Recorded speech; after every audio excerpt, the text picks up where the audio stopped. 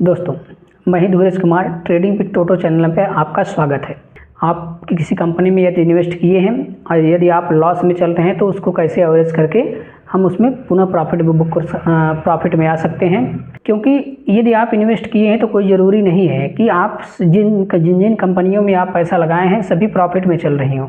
कुछ कंपनियां ऐसी होती हैं जिसमें आपको अच्छा खासा फ़ायदा हो रहा होता है, कुछ कंपनियां ऐसी होती हैं जिसमें आप लॉस में भी होते हैं।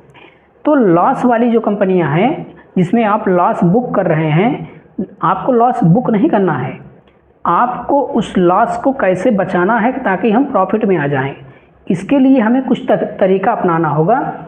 उसके बारे में हम आज इस वीडियो में बात करेंगे कि कुछ टेक्निकल चीज़ों के आधार पे ये अनुमान लगा सकते हैं कि मार्केट कहाँ तक नीचे गिरेगा और उसके बाद हम वहाँ से अपना निवेश को, जैसे कि हमारा जो है कुछ लॉस हो रहा है तो वहाँ से कुछ और इन्वेस्ट करके हम अपने लॉस को जो है प्रॉफिट में ले आ सकते हैं। इसके बारे में मैंने पीछे की वीडियो में चर्चा किया था, लेकिन आज इस वीडियो में आपको हम वो मोबाइल की स्क्रीन रिकॉर्डिंग के आधार पर हम आपको दिखाने वाले हैं, जिससे आपको ज़्यादा क्लियर होगा। उसके साथ साथ आपको दो पॉइंट मैंने ये वाइट बोर्ड पर लिख रखे हैं, इसके बारे में भी बताएंगे। और कितने लोगों को ये भी नहीं पता होता कि मार्केट में कौन कौन सी कंपनियां हैं जिसमें हम निवेश करें, उसके बारे में भी हम इस वीडियो में चर्चा करेंगे। तो पहले आप स्क्रीन रिकॉर्डिंग को देखें। पहले अपनी स्क्रीन रिकॉर्डिंग को ऑन करते हैं मोबाइल की। ऑन करने के बाद सबसे पहले आपको bseindia.com वेबसाइट खोल लेनी है। BSE इंडिया जैसे खोलेंगे उसके बाद आपको पहली जो है वेबसाइट जो मिलेगी उस पर क्लिक कर देना है। क्लिक करने के बाद सर्च क्यूट में आएंगे जैसे, तो वहाँ आप उस कंपनी का नाम लिखेंगे जिस कंपनी में आपका लॉस हो रहा होगा। जैसे कि मैंने यहाँ उस कंपनी का नाम मैंने जैसे लिखा, ये क्योंकि हेल्थ सेक्टर से कंपनी है, क्योंकि ऐसा सेक्टर है जिसमें गिरावट तो आ ही नहीं सकती, ये दिन ब दिन बढ़ता ही जाएगा, इसमें गिरावट नहीं आएगी। जैसे जेनेक्स लेबोरेटरी लिमिटेड, ये हेल्थ सेक्टर की कंपनी, इस पर मैंने क्लिक किया। फिर आर्चिव पे आएंगे। यहाँ पिछले 5 साल का हमें डीएमए निकालना है, तो इसलिए हम पीछे 5 साल का यहाँ सिलेक्ट करेंगे। उस कंपनी के जो क्लोज प्राइस होती है, जैसे 5 साल का उसको रिकॉर्ड देखना होता है हमें डीएमए निकालने के लिए। तो यहाँ पर हम 2020 से 2025 के बीच में उस कंपनी की डीएमए पूरा जो है हिस्ट्री निकालेंगे। तो सबमिट बटन पे क्लिक करेंगे तो यहाँ उस कंपनी के पिछले 5 साल का सारा रिकॉर्ड, क्लोज प्राइस, VWAP सारी चीज़ें आ जाती हैं, ओपन प्राइस। तो हमको नीचे आएंगे, जैसे यहाँ पर रिकॉर्ड पे क्लिक करेंगे तो वो फाइल हमारी CSV के रूप में डाउनलोड हो जाएगी आपके मोबाइल में। और मोबाइल में डाउनलोड होने के बाद एक्सेल सीट में वो फाइल खुलेगी, क्योंकि एक्सेल की फाइल होती है। तो यहाँ डाउनलोड करने के बाद आपको सारी चीज़ें डिलीट कर देनी है। केवल आपको रखना इसमें क्या है, क्लोज प्राइस और आज आगे की 2-3 चीज़ें, कंपनियों के नाम, ओपन प्राइस और करंट प्राइस, ये सब चीज़ें रखनी है। बाकी सब चीज़ें इधर की क्लियर कर देनी है। और क्लियर करने के लिए आप स्क्रीन रिकॉर्डिंग को अच्छे से देखिए, उस पर हम जो है बता रहे हैं आपको कैसे कैसे क्या करना है। पूरा उस कंपनी को, पूरा सीट के जो कॉलम है उसको सिलेक्ट करके फिर राइट उस पर प्रेस किए रहेंगे तो वो जो है क्लियर कर देंगे एक एक करके। अब आपको यहाँ बचा क्लोज प्राइस केवल। अब उस कंपनी की जिस कंपनी में जो आपने जो है लॉस हो रहा है जिसमें, उसकी क्लोज प्राइस को आप हाईलाइट कर लीजिए। हाईलाइट करने के बाद अब आपको क्या करना है कि अगले कॉलम में आप उसको 200 डीएमए लिख दीजिए, मतलब मूविंग एवरेज होता है, डे मूविंग एवरेज। अब आपको करना क्या है कि जो रो होती है ऊपर की रो, उसको लेके 200 दिन का निकालना है, तो हमको 201 दिन का देखना पड़ेगा। 201 दिन जैसे हम इस पे आएंगे, 201 कहाँ गया, इस पर क्लिक करेंगे। क्लिक करने के बाद यहाँ हम कुछ फार्मूला यूज़ करेंगे। फार्मूला यूज़ करने के लिए हम फंक्शन पे क्लिक करेंगे या FX पर। अब यहाँ हम देखेंगे मैथ खोजेंगे, क्योंकि वो मैथ का फार्मूला, इस पर क्लिक करेंगे। क्लिक करने के बाद अब हम जो है, क्योंकि जो है इसे जोड़ेंगे तो सम का जो है फंक्शन यूज करेंगे एक्सेल का, तो हम इसमें खोजेंगे सम।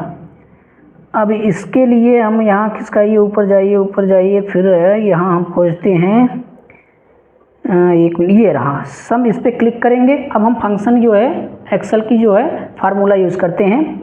अब यहाँ लिखते हैं E1, फिर E1 कॉलन, फिर जितने दिन का डीएमए निकाल रहे हैं और उसके बाद 201 करेंगे। 201 इसलिए करेंगे क्योंकि हम वो एक रो जो है छोड़ेंगे, क्योंकि वो उसमें उस कंपनी का जो है क्लोज प्राइस है, तो उस पर जैसे इंटर करेंगे तो टोटल जो है 200 दिन की जो क्लोज प्राइस होगी उसके जोड़ के नीचे दे देगा, और 200 DMA वाली जो कॉलम है उसमें दे देगा।